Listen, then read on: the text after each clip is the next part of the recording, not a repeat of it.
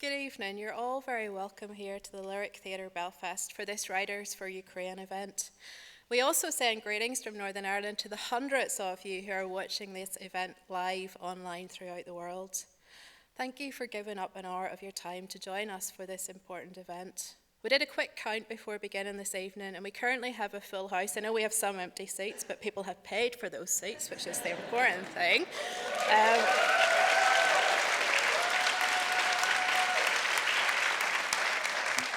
So we've got around 370 seats here and over 200 watching online, and our running total at the minute of just over 11,000.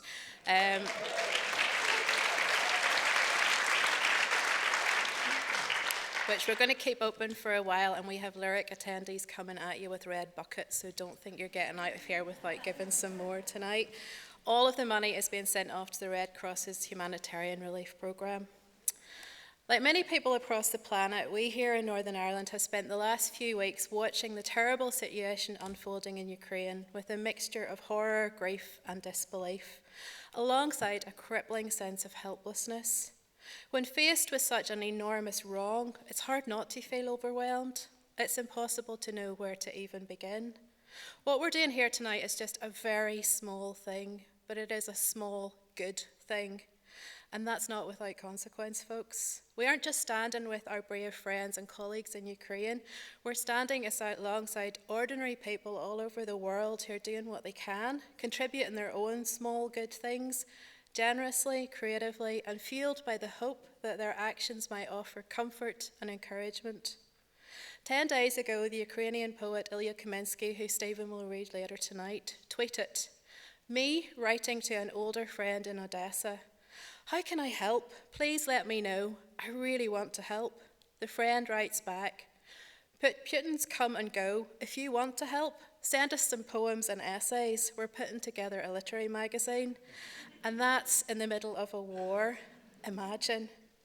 Whilst it might seem futile to read stories and poems as a vicious war rages on the other side of the continent, giving voice to our fellow writers in Ukraine, celebrating their tenacity, their imagination and diversity, is both an act of solidarity and resistance.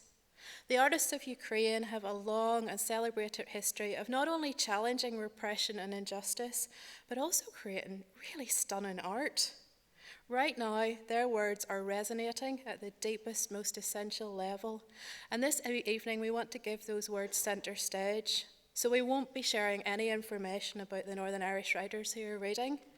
You all know who they are, and we're very grateful that they've generously donated their time tonight. But this evening isn't about Northern Irish writing. This is a platform for both established and emerging voices from Ukraine. Each reader will share a little information about the Ukrainian writer they're representing, then read around 5 minutes of their work. We'll also be honouring the translators who are currently working round the clock to ensure Ukrainian voices are being heard. Some of our Ukrainian writers are in exile, some are hiding in Ukraine. For their safety, we're not sharing information about their locations. Many, if not all of them, have work which bravely critiques the Russian regime, and we don't want to put them at any more risk. They know this event is taking place. Some are watching online.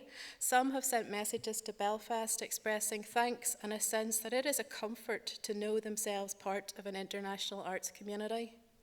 We stand in solidarity with Ukrainian writers this evening, and that's not to say we are empathetic because these writers are like us, though you're about to witness the way Ukrainian writers possess a very Irish ability to fuse social commentary with wit, dark humour, and a devastating grasp of language.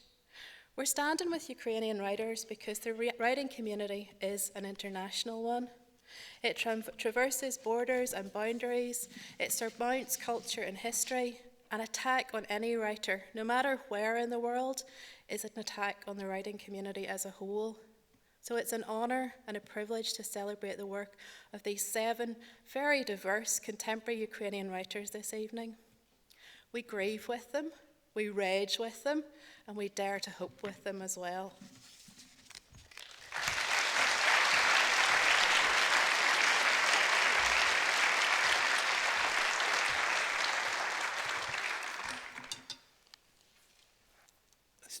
Jan says this is not about Northern Irish writers, but this evening wouldn't have happened at all without Jan Carson putting this together.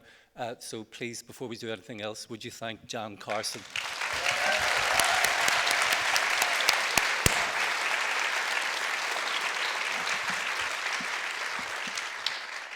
And thank you all so much for coming, and those of you who bought seats, thank you for not coming as well.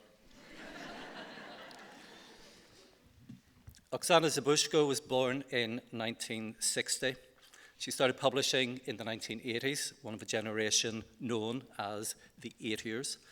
She's a poet, a critic, a writer of fiction, including the 1996 novel Fieldwork in Ukrainian Sex, which has caused me title envy all day.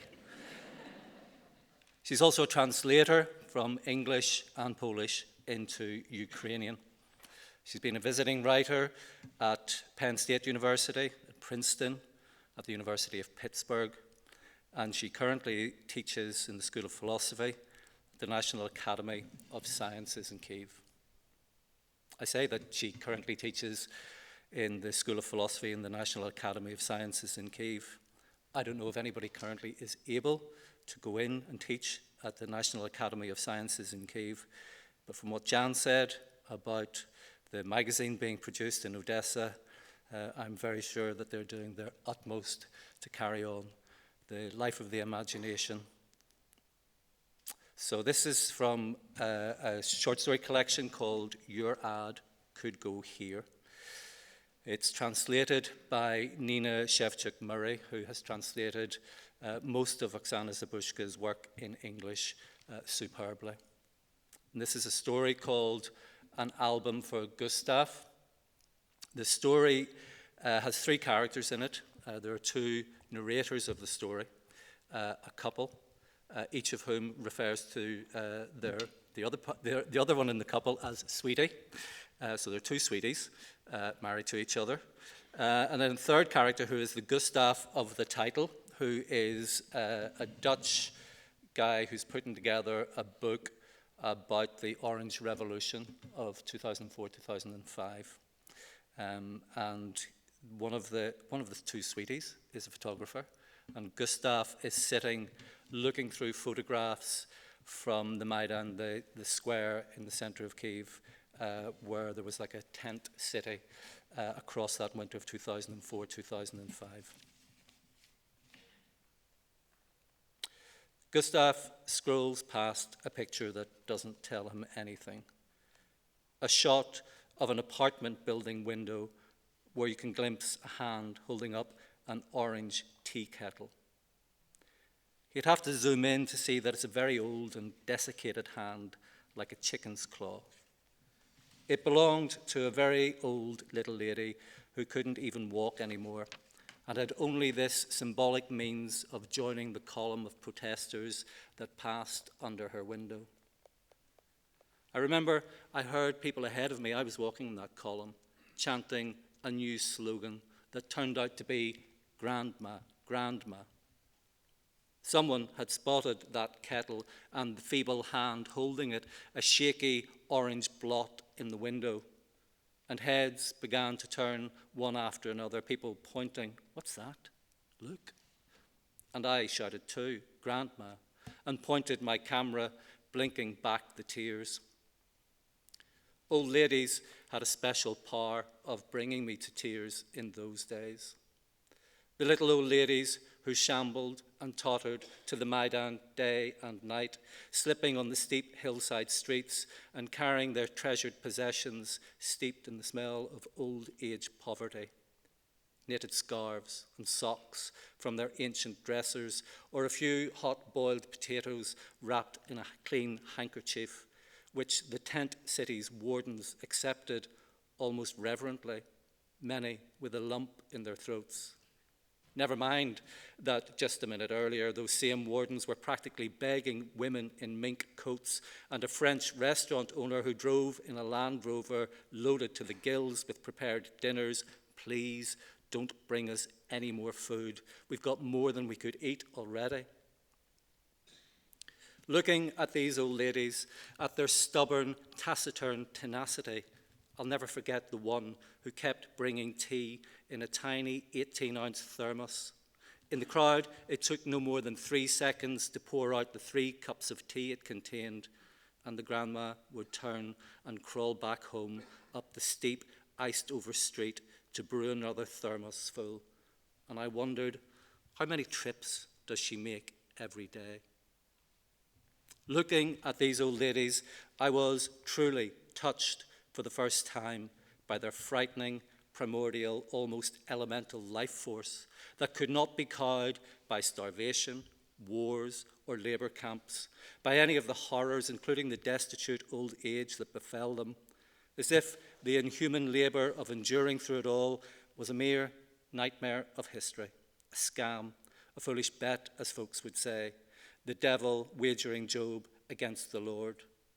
And the devil lost it all, because these little old ladies, who certainly could teach Job a thing or two, on their deathbeds, when they had no more hope of being rewarded themselves with the rivers of milk and honey, gathered their last strength and raised feeble hands to salute freedom through their windows. It occurred to me then that if you were looking for a single image of this revolution, for our own liberty leading the people, the young beauty with the orange carnation facing the shields of the riot police would not do, no matter how awesome she looked on posters. It would have to be that hunched over, inconceivably old, indestructible and uncowed old lady from the Meban, with her 3 cupfuls of hot tea. Here, children, warm yourselves. God bless you. Now that would be the real truth about us.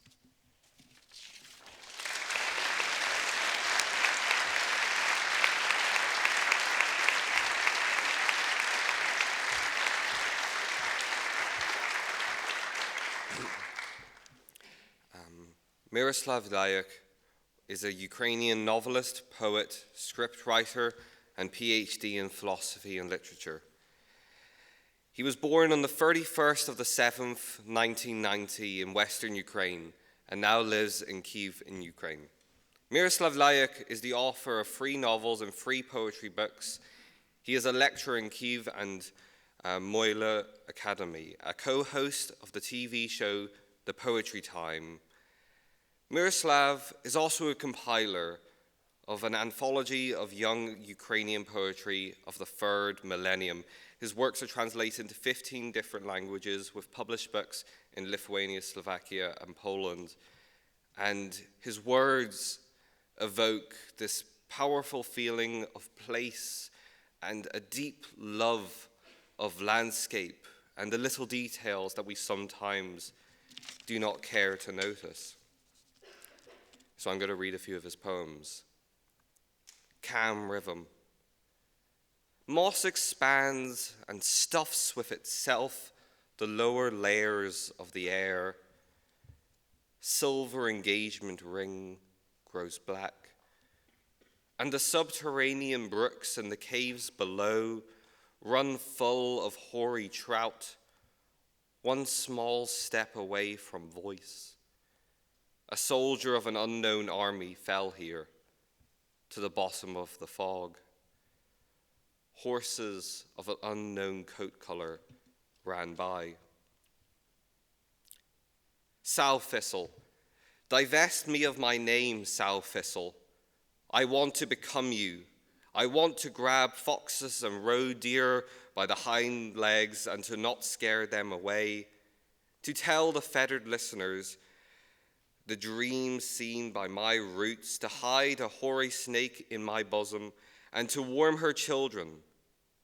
I want to know where the herds of subterranean beetles pasture, where the moths with red bellies and grey wings disappear to, how a locust heart beats, and how a flute goes for a marten.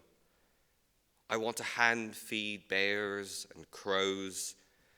I want to become myself, sow thistle. And finally, trees.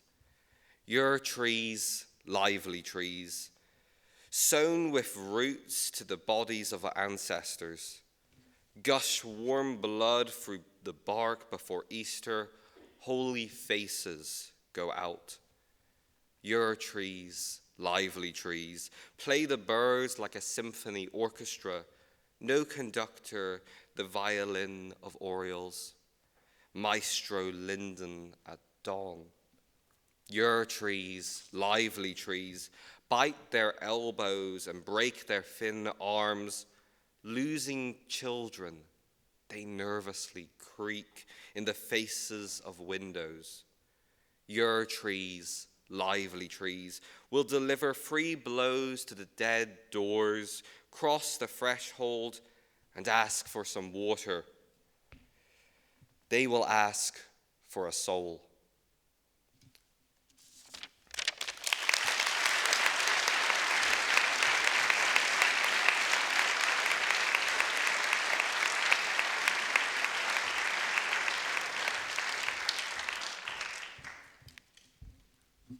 Hello, everybody. Oleana Stiashkina is a prose writer and a historian from Donetsk. She had to flee after the Russian invasion of 2014, and she now lives in Kyiv and is once again under bombardment.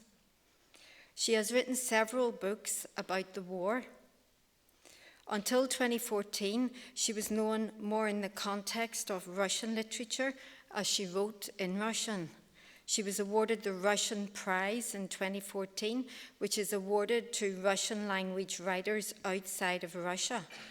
And she made a very inspiring speech rejecting the idea that the Russian language needed military protection. I always have to pause when I read that bit. She recently wrote a book in both Russian and Ukrainian, an increasing tendency among previously Russophone writers. This extract is from her novel In God's Language, and it's about occupied Donetsk. It reflects the surreal nature of life in an occupied city, and it explores the complex reactions that people have to that. So it's an excerpt from the novel In God's Language by Oleana Stiashkina, and it's translated from the Russian by Ilian Blacker. The narrator is called Ravazov, and he's looking for,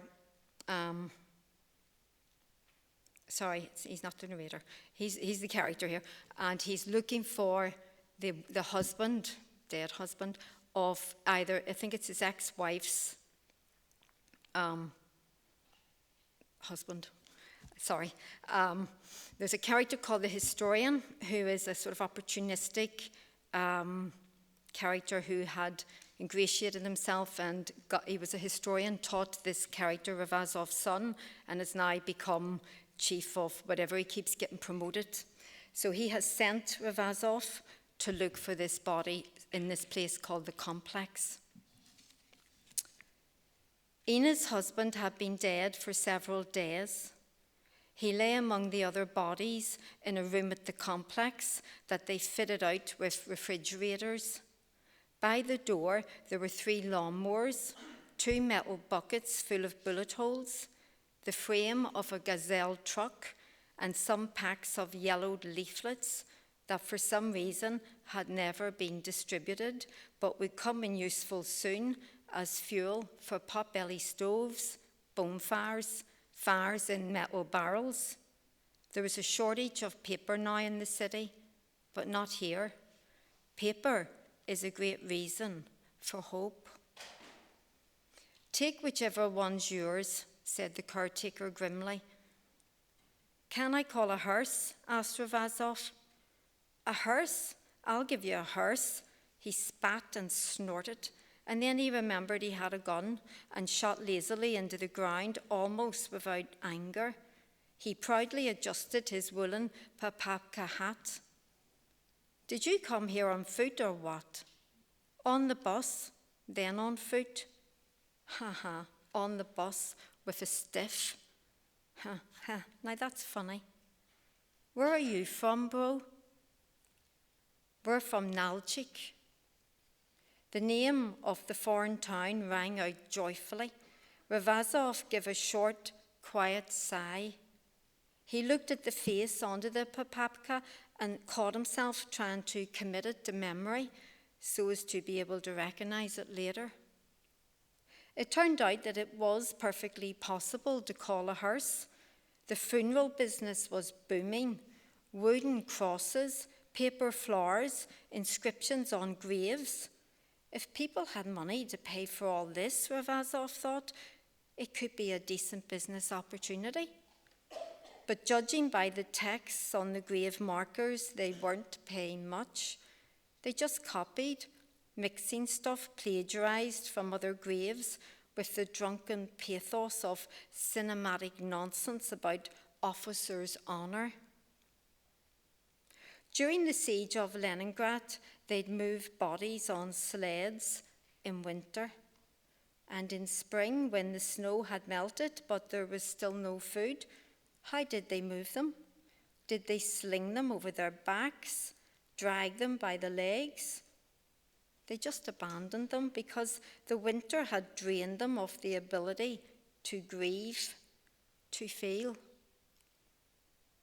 Ivan, said Ravazov to the body, I'm Ivan, and I never laid a finger on her after your wedding. Just know that. He hauled the body onto his shoulders. He carried it to the bus stop. There was a smell and the softness of a lifeless person. And yes, he began to feel sick, but it would have been even worse, impossible to drag him by the legs. The undertakers sent a car to the bus stop. They didn't ask questions. Nothing surprised them anymore. They gave him a price that was tolerable. He had saved some money on the historian by telling him that he'd pay for Flad upon receipt at the training complex. And the whole time, on the bus, on the way there, while he'd been talking to them, while he'd been identifying the body, by the jacket, by the most recent photograph, by the trousers with the white paint stain on the pocket, and while he'd been carrying him, the whole time he'd been thinking how he'd love to be a fly on the wall when the guy in the pince-nez tried to demand the money from the guy from Nalchik. These thoughts made him smile. But the other thoughts about calling Ina and telling her to come and get the body from the morgue, about the emergency meeting place they'd agreed on, which was now already obsolete. He called her, and when he started talking, he couldn't stop. Two strangers can become communicating vessels filled with grief. It works well. A stranger's grief doesn't take up too much volume. It evaporates easily, like dew in the sun. When people know each other, their grief multiplies and both vessels become full and the glass is put under great pressure. The grief can't escape, has nowhere to go. The vessels break. Thank you.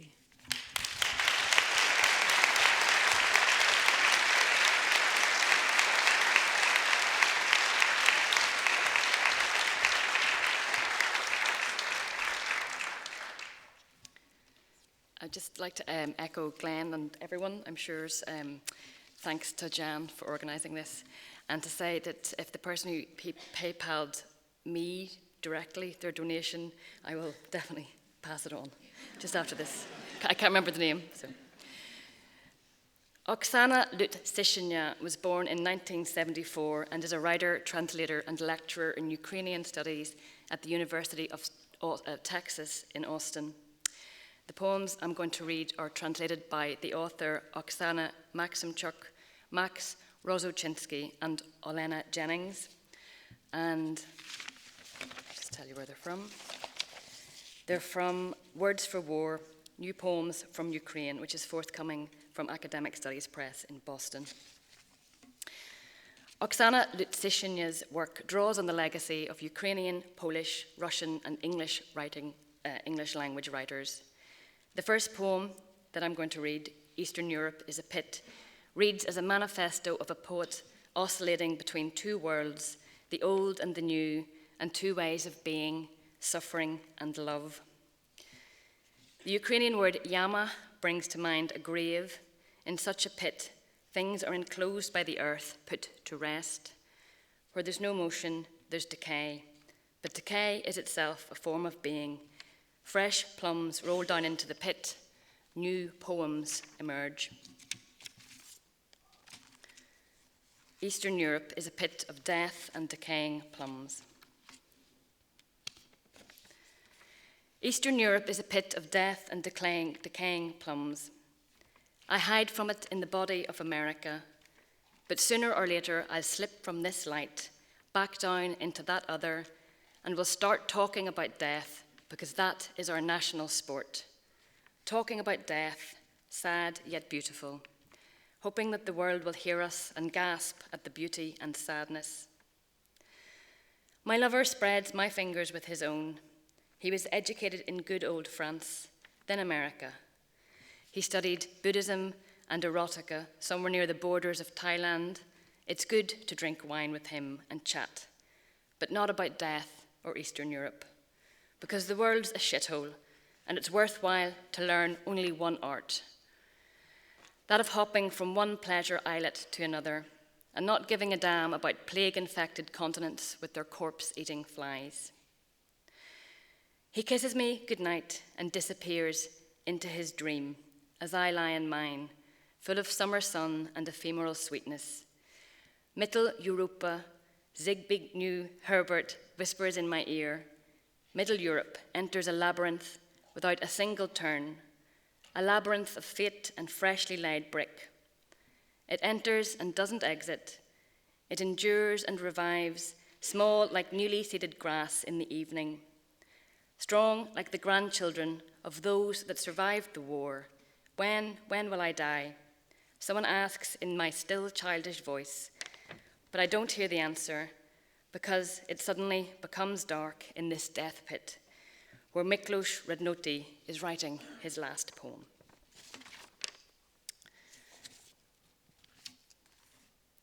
He asks, don't help me. He asks, don't help me, help the soldiers. I don't need anything anymore, neither medicine nor heat nor light nor drink of water. The room I'm leaving is not this one, but the room of my body. They say that God doesn't exist, that the one that exists is human, but as a human, can he exist? Is his existence necessary? They say that I'm at the end of life, but I still don't understand anything. Last night it hurt so bad that I forgot everything, even who I was. No heaven, no blessed darkness. All I saw were soldiers. I felt their thirst in my bones. Don't come to help me. Help those who still want to make children. I dream of explosions. Someone set a lighter to a bush of living fire, invisible with an invisible hand. There's no place on earth that's safe. There's no earth anymore. There's nothing. How can we begin with the words, nothing exists? The whole body becomes an organ of sight, finds a foothold for true vision. You fall out of the world as out of a sieve, and you see it's not there, it's an illusion. So why does it hurt so bad?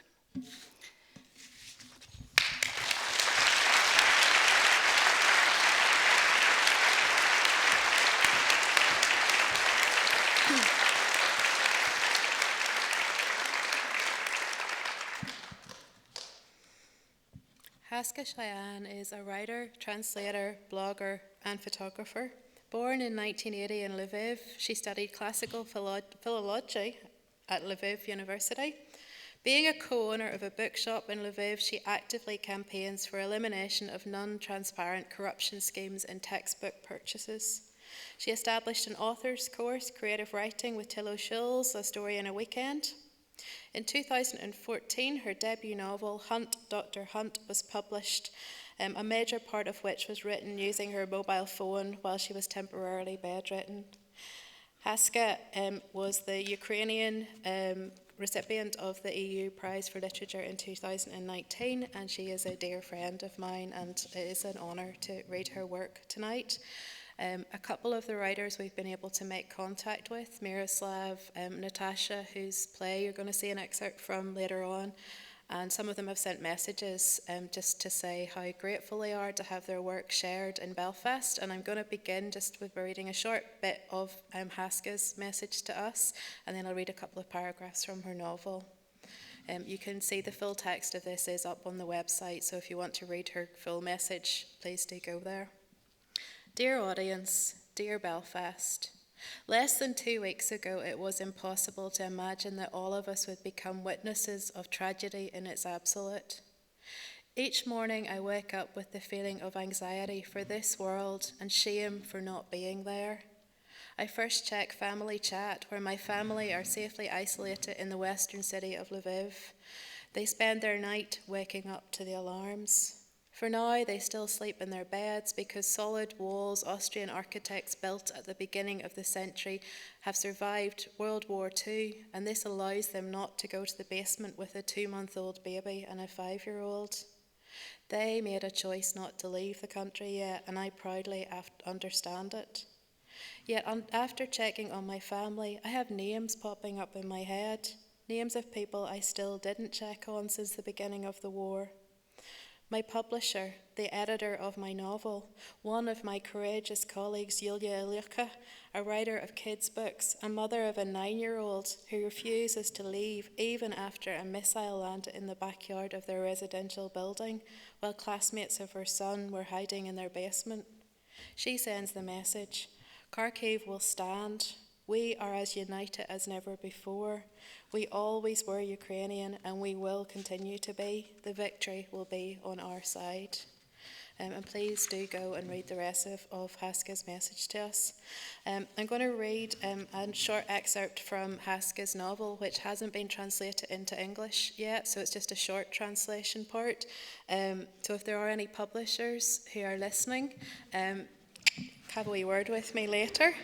I'm giving you a little tiny bit of context. It's very, very prescient. She wrote it a good number of years ago, I think 2017, but it really, really hits hard now. When Marta's boyfriend Max decides to enlist in the Ukrainian army to go and fight in the ongoing war in eastern Ukraine, the young woman is torn. The fighting takes place far from the comfortable nest they have built themselves some 1,500 kilometres away. Marta has made a success for herself working for the booming IT industry. Both she and Max lived a cosy life distant from politics and war until Max's decision. With Max away, Marta tries hard to fit the model of a war hero's girlfriend. Patriotism has become a new norm in Ukraine, one that can hardly be questioned. So I'm just going to read you the first couple of paragraphs here. It was translated from the Ukrainian by Riley Costigan-Hughes and Isaac Wheeler, and I realised I got the easy end of the stick in pronunciation with those. Today I took you to the train station at 5 a.m. We passed mounds of sand and cobblestones that had been ejected from the earth while they were repairing the tram tracks.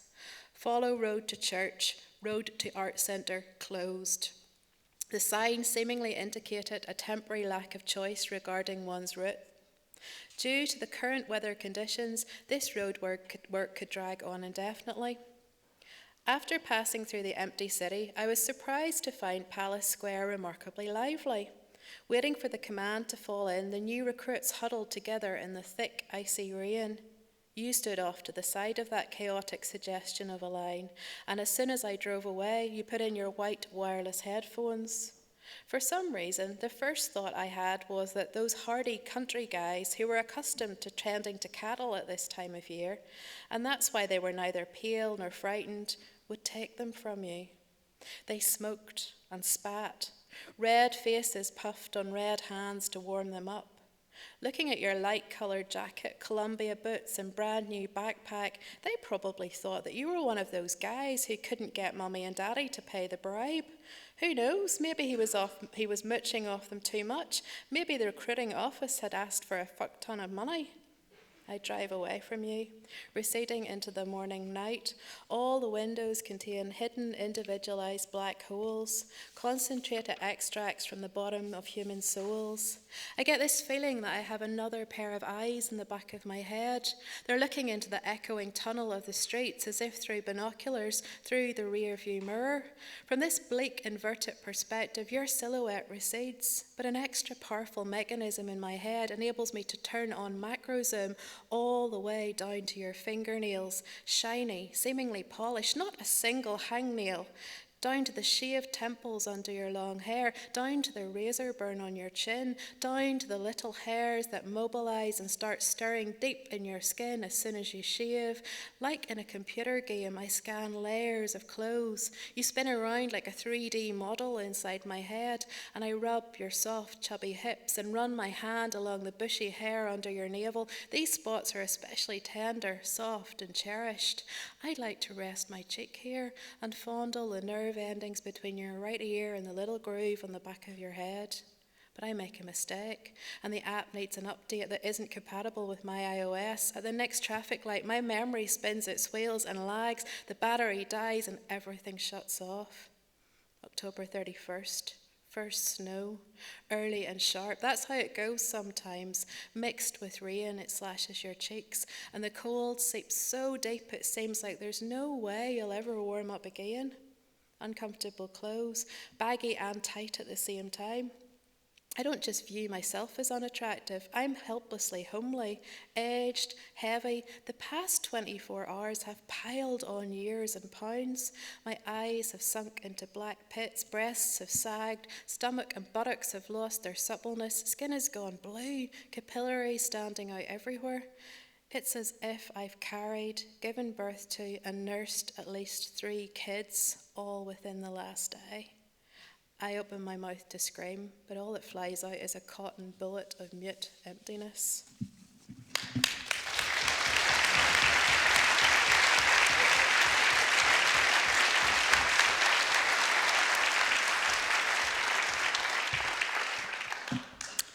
Hello, everyone. Thanks very much for being here. Thanks, everyone tuning in from elsewhere for being here too.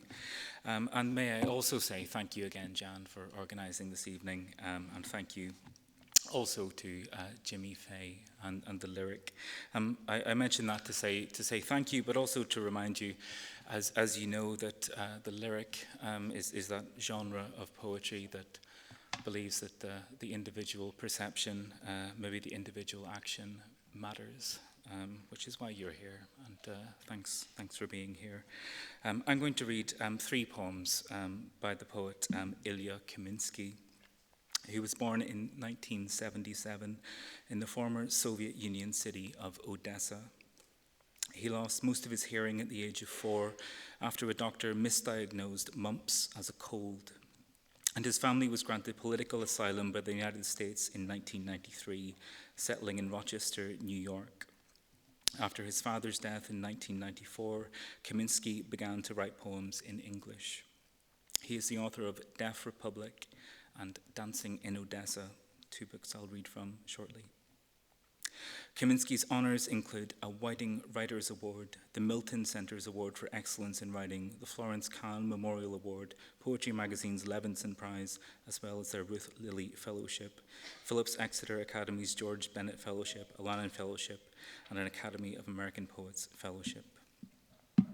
I'm honoured to read your work, Ilya. So, 3 poems.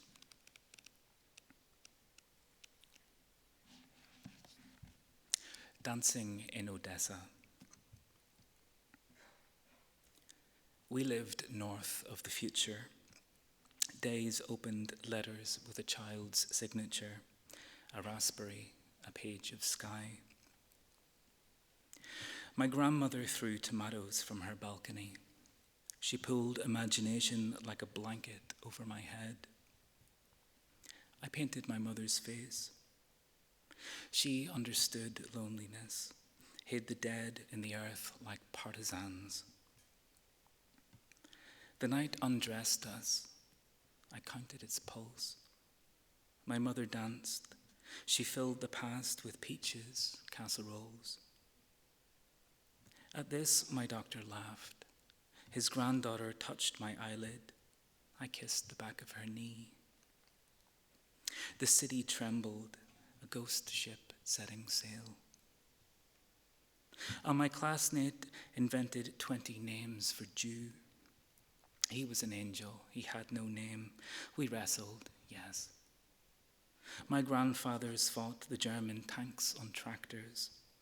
I kept a suitcase full of Brodsky's poems. The city trembled, a ghost ship setting sail. At night I woke to whisper, yes, we lived. We lived, yes, don't say it was a dream. At the local factory, my father took a handful of snow, put it in my mouth. The son began a routine narration, whitening their bodies, mother, father, dancing, moving as the darkness spoke behind them. It was April. The sun washed the balconies, April. I retell the story the light etches into my hand. Little book, go to the city without me.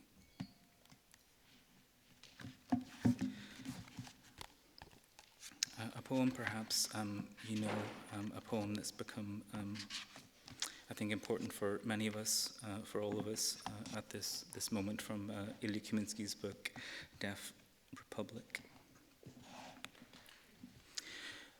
We lived happily during the war. And when they bombed other people's houses, we protested, but not enough. We opposed them, but not enough. I was in my bed. Around my bed, America was falling. Invisible house by invisible house by invisible house. I took a chair outside and watched the sun. In the 6th month of a disastrous reign in the house of money, in the street of money, in the city of money, in the country of money, our great country of money, we, forgive us, lived happily during the war.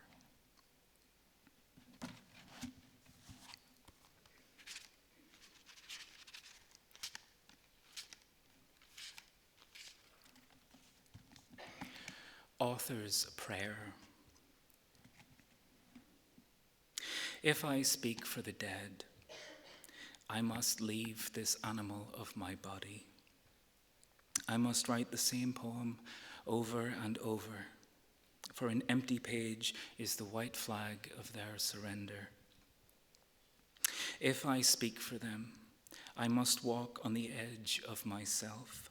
I must live as a blind man who runs through rooms without touching the furniture. Yes, I live. I can cross the street asking, what year is it? I can dance in my sleep and laugh in front of the mirror. Even sleep is a prayer, Lord. I will praise your madness and, in a language not mine, speak of music that wakes us, music in which we move. For whatever I say is a kind of petition. And the darkest days must I praise.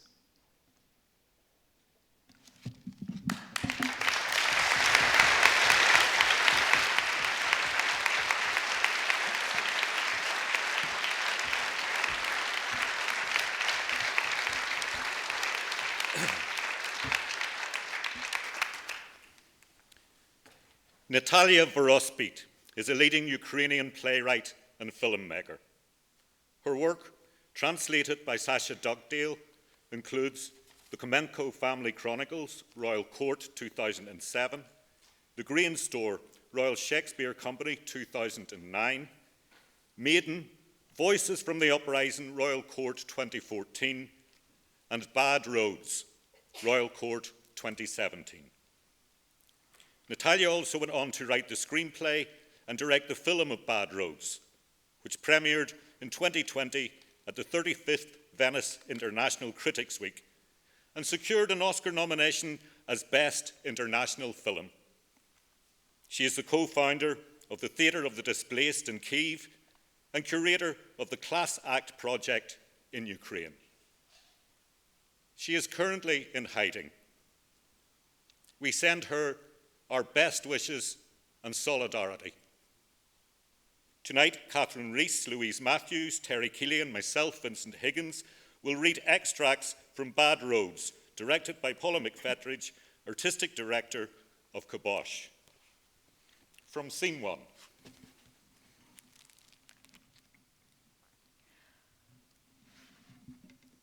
I fell for you, but not at first sight.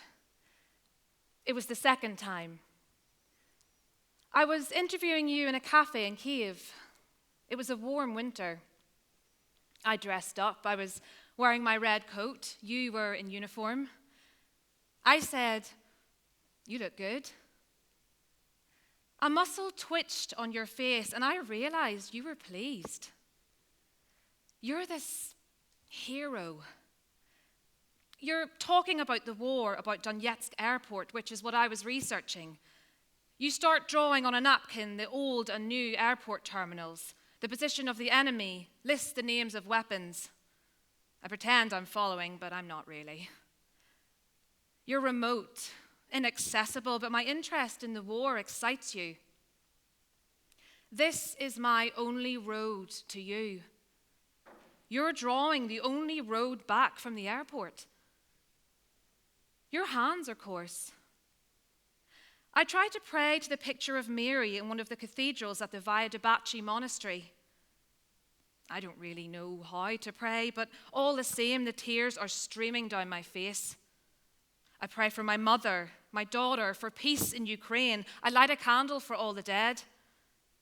But I'm not crying for them, let's be honest. I'm crying for you. I want love with you. But I can't do it. I'm ashamed to ask her for that. But Mary understood and passed up my message. She probably said, "This woman wants to suffer, help her." And then you rang and said, "Come with me to the zone. I'll show you the front line. Would you like to?" Who'd turn down an offer like that? Everyone wants to be on the front line. I made the decision in an instant.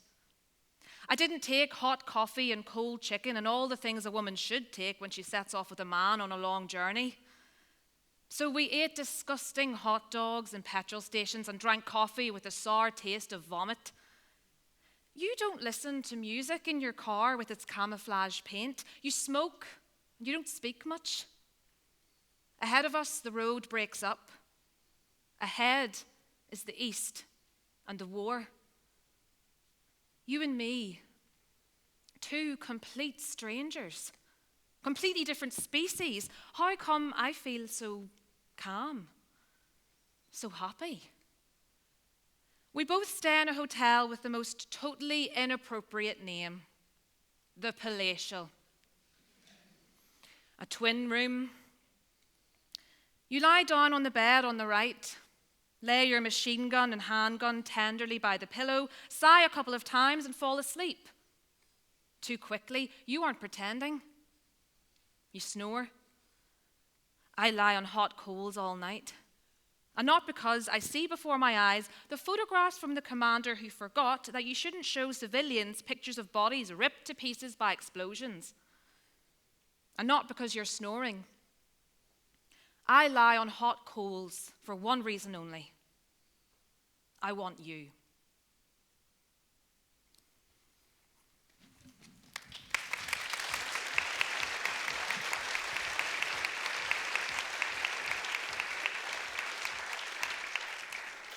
From Scene 4. It is night. Soldier and woman are traveling in a camouflaged jeep. Soldier is driving. Woman sits by him. Both are in Ukrainian army uniforms. Can I put the radio on? Okay. He searches the airwaves but can only find one channel, playing tacky pop music. That's all I can get. Leave it. There's a bad bit of road coming up. I remember it well. The road was like this before the war, believe it or not. When I was a student in Kharkov, I used to come home this way at the weekend. Even then, it would knock the fillings out of your teeth. And they talk about the war. It's got nothing to do with the war. I don't know. Probably all the tanks and heavy stuff coming along has broken it up. Don't argue with me. Okay. Listen, I'm sorry. It's fine. I understand. Well, it's just like, this is all so absurd. Grief? Yeah. I said absurd. Wasn't me said grief. Okay. Absurd. Keep your eyes on the road. What did you do before the war? Sport? So you mean you were a criminal? A swimmer. A professional swimmer. How about you? Me? I had a travel agency. Sent people off to fry their arses on a beach. I thought you did medicine. Oh, I just did a few courses at the beginning of the war. You've got a good body with all that swimming. Vitya had a nice body, but not because of the swimming. He just did. Uh-huh. He didn't even have to bother with weights or anything. Do you know how we met, Vova? Your name is Vova, isn't it? Vladimir? Vladimir, like Putin. No. Like my dad? Is your dad still alive? No. Well, Putin is. Yeah. I'd swap them around. You can't. Yeah, I know. Can I drink? We're not really supposed to, but I was joking. This is just water. What were we talking about? about my dad. And before that? You were talking about when your daughter came home. Yeah. We'd only gone into the block and she started crying and holding on to the walls, then the front door. And when we went into the flat, she took off her boots and started pressing herself against the walls and the doors and the window sills and all the rooms and weeping and wailing like an old woman. Well, she's only 7. I was following her and laughing and crying. I didn't know what to say to her. We'd only been away 3 months, went straight back after it was liberated. So I kept saying, other people have been bombed out. They've got nothing to go home to. Well, that set her off in hysterics. Weren't we talking about how I met Vitya? Oh, yeah.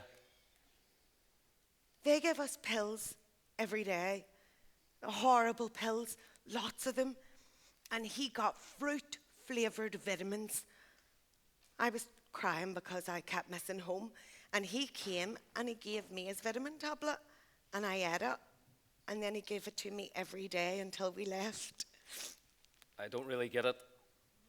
We were in a hospital together when we were 9. An infection hospital in Kharkov. Horrible place. Amazing.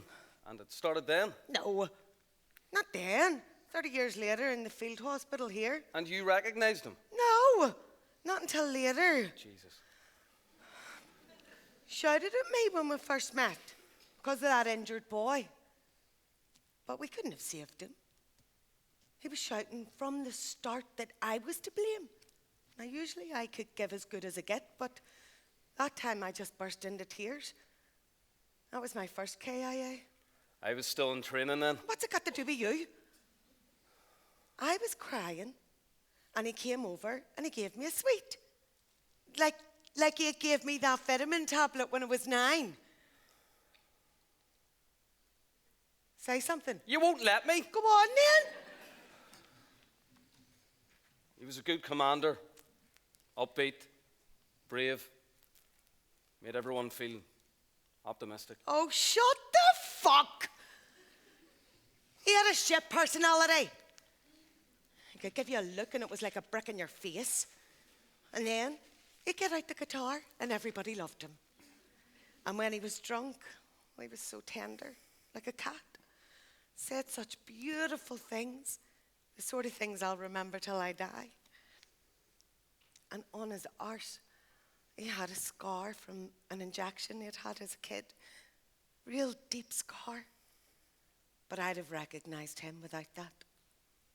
I'd have recognized him by his fingers, by his nails, his knees, They didn't need to fucking DNA test the body. Wasn't like I wasn't someone to him. Stop. I need a pee. I've needed to go for about an hour now. Soldier stops the jeep. Woman gets out. Soldier turns off the engine. Christ, it's cold. My fucking pee froze. Soldier tries to start the engine. It won't start. He tries a few times. Is that a joke? Hang on. He tries again. Why the fuck did you turn off the engine? I wanted some quiet. You talking the whole time, and when you're not talking, the music's pounding. My shell shock, I can't get enough quiet. Usually you can't get enough noise when you've got shell shock. You must be bad. Well, that was daft. What are we going to do? Soldier tries again. Fuck this. Why don't I get out and push? She gets out without waiting for him to reply. He tries to turn the engine on. She pushes. He gets out and pushes with one hand and holds the steering wheel with the other. The jeep starts to move, but the engine doesn't start. Let me try and you steer. Woman sits at the wheel and soldier pushes, but the jeep doesn't start. Woman stays in the driving seat. Soldier waits for her to move over, then gets in on the other side. Fucking fantastic. Minus 12 and I'm overnighting in a car with two guys. Dream come true. We'll stop someone. Yeah, right. Because it's like really heavy traffic round here. You can't see for the passing cars. Soldier tries to ring. No reception? So surprising. Yeah, it's my fault. I shouldn't have switched the engine off in the middle of nowhere. Woman tries to switch on the radio, but it doesn't work. Fuck. It's my fault. It's not your fault, Fova. It's Fitja. You can't let me go. Soldier switches on the hazard lights. They tick quietly in the silence. It's cooling down fast in here, isn't it? Here. He takes off his camouflage jacket. Don't you dare.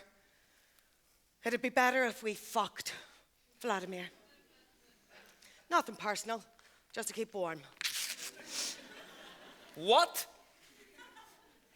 You used to get your pills from me in the medical unit all the time, and you'd watch me with your hungry eyes. You fancy me. I know you do. Yes, I liked you, but not anymore. Your man's body in the jeep and you're trying it on with me? Well, would you prefer that I tried it on with him? Ah, stop. He had a good body. But it doesn't turn me on now. And it's missing a head, isn't it? And a body without a head in a body bag, well, I mean, it just doesn't turn me on.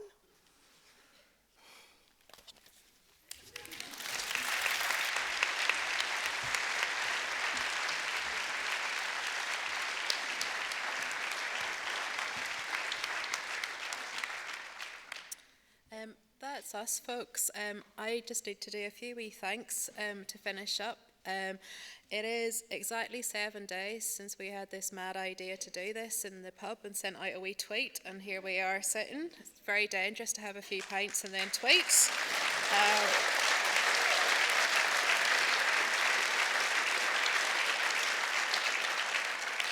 And I'm going to just very quickly run through a few folks that we need to thank. All of our writers tonight, Glenn Patterson, Dara McAnulty, Anna Burns, Leontia Flynn, Stephen Sexton, the whole team at Kibosh, particularly Paula, who has pulled it all together for us, and Vincent, who did the stage directions there. Our actors, Terry Keeley, Louise Matthews, and Catherine Race. So can we give them a round of applause?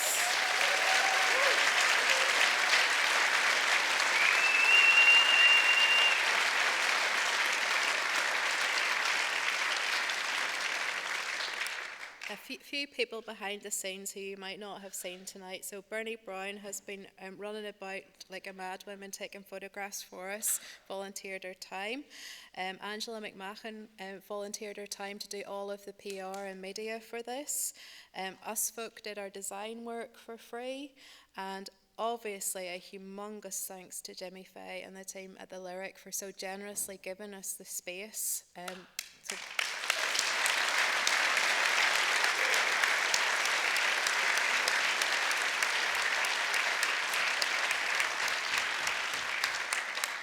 This man who is tucked behind the curtain here, who holds most of Belfast tech stuff together at the minute, Alan Meban, who's doing all of the live streaming tonight.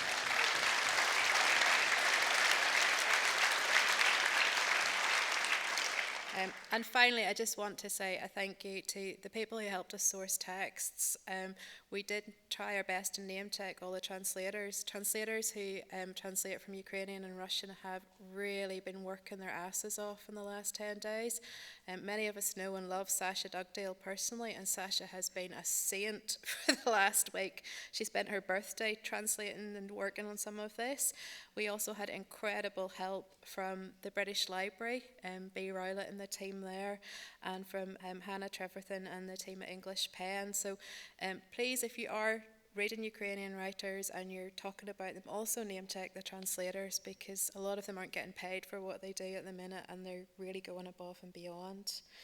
The last thing I want to do, and can we get the wee house lights up, if that's okay? Super. We just wanted to finish tonight, and I'm so glad we actually finished with a laugh, because the Ukrainian writers that most of us know and love, they're not always writing about really dark stuff. They're incredibly funny, witty people as well. And we want it tonight, yes, to be about the hard stuff, but also to be a celebration. I would love it if more of you read Ukrainian writers and more of them got into publication. And so the last thing we want to do tonight is we want to send a message of solidarity and honouring them back to those who may get this. So I'd ask you to be upstanding and to give our Ukrainian friends and colleagues a huge round of applause.